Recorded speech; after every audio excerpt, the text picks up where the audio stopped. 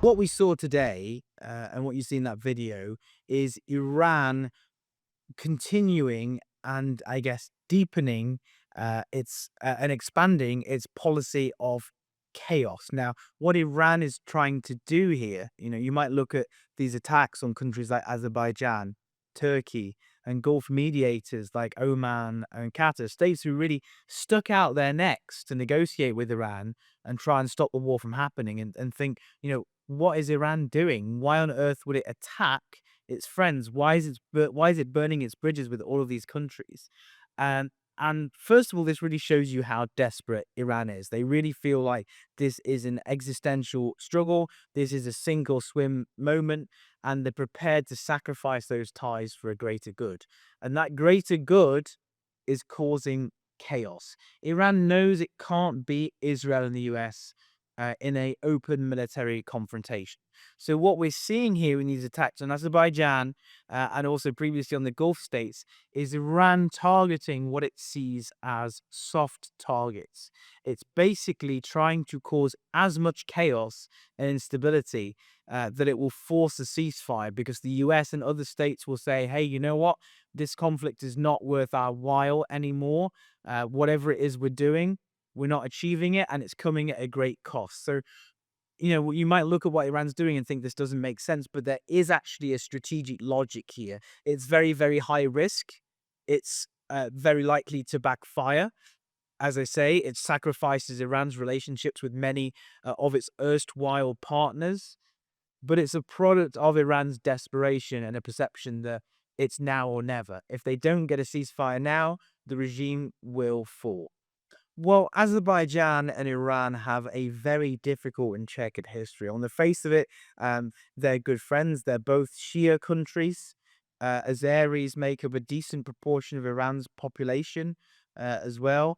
However, they are bitter rivals beneath the surface. Azerbaijan has long had very robust and deep relations with Israel based on that perception of the enemy of my enemy is my friend.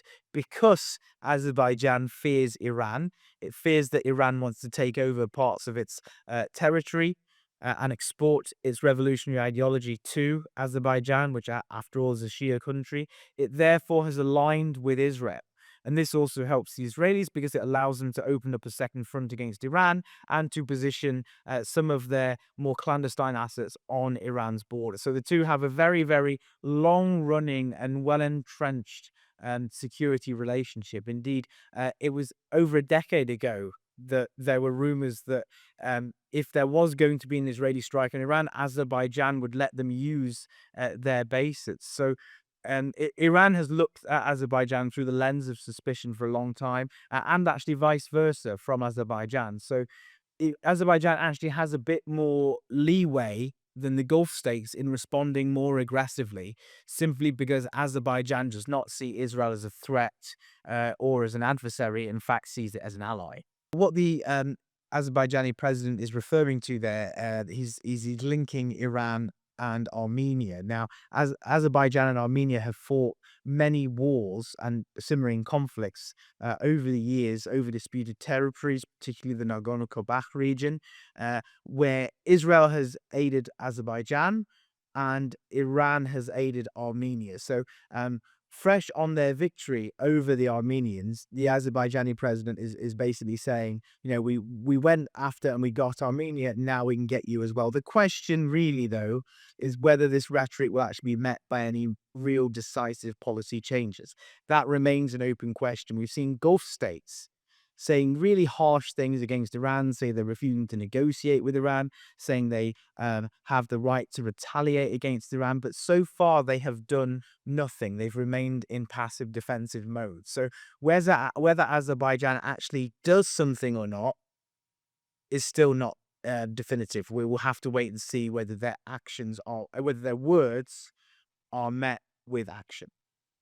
Well, Turkey also has robust relations with Azerbaijan, and Turkey was also attacked by Iran, which is actually very, very surprising, given that Turkey has been urging moderation and restraint, and Turkey has been very much opposed to an attack on Iran. Now, Turkey and Iran are erstwhile rivals. They don't get on, but at the same time, there's a more complicated dynamic at play here. I think Turkey, like the Gulf states, fears that if Iran collapses, um, what will happen next? What's the day after here? And if the day after is chaos and instability in Iran, it will not stay inside Iran. It will basically permeate throughout the region and drag in Turkey and the Gulf states. Secondary to that, they also fear that if Iran collapses, that will mean that Israel becomes the most powerful state in the region, what we call the hegemon in academic parlance. And that is the worst case scenario for Turkey. And it's something that many of the Gulf states aren't comfortable with either. This perception that, you can go from having two rivals who are more or less fighting and constraining each other to one of those rivals collapsing and then the other one becoming more powerful than ever. Ironically, the Gulf states and Turkey saw this happen in 2003 when Saddam Hussein's Iraqi regime collapsed. Previously, Iran and Iraq had fought each other, and the Gulf states didn't like either of them. But at least they were busy fighting each other and balancing each other out. Once you remove one from the equation, that was what enabled Iran to get more powerful and to practice more military adventurism abroad. So the Gulf states and Turkey were worried that if Iran falls, Israel will do the same thing, ironically, as Iran did after 2003. Well, at the moment, we see a very complex dynamic where it was the US and Israel that started this war by striking Iran.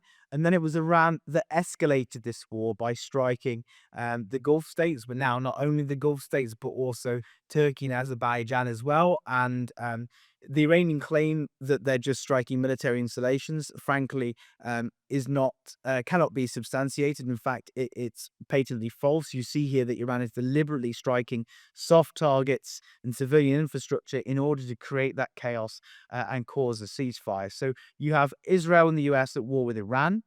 You have the Gulf states who are being pounded by Iran but are reluctant to respond because they don't want to be joining Israel's war or paving the way for Israel to become the most powerful state in the region. You have Turkey sitting on the sidelines trying to stay friendly to the Gulf states, saying positive things, but at the same time with zero intention or desire to get involved. So this is very much a case of not just, the US and Israel's war. There are many regional actors here with very complicated relationships amongst each themselves and between themselves, which is why we're not seeing the Gulf states. A lot of people are saying, why are the Gulf states just sitting there and taking this? Why are they not attacking Iran?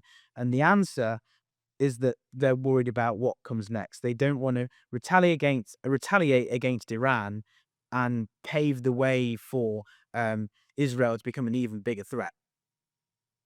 Well, the US has advised that its nationals leave Egypt, for example, as well. So what I think we'll probably see in the short term is the geographical contours of the conflict expanding. As Iran gets more and more desperate to cause chaos, it will simply hit a wider range of targets in more and more countries. So what we'd likely see is, yeah, Egypt, but also Cyprus, for example, as we've seen recently. And Iran really is willing to burn all of its bridges and destroy all of its relationships in order to advance this goal of creating chaos. So we know that the range of the Shahed drones are around 2,500 kilometers. They can go very, very far.